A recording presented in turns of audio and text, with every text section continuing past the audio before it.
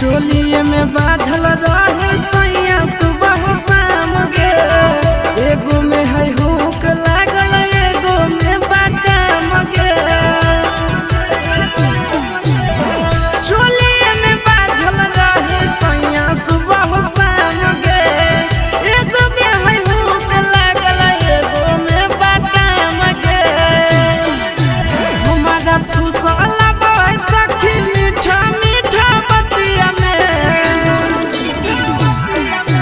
हमारा फुसल सखी मीठा मीठा बतिया में।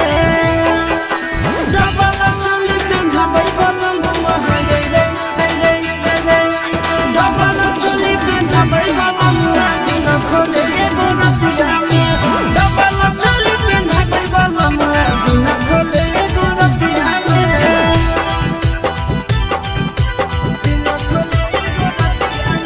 Mixed by Nandan Yadav.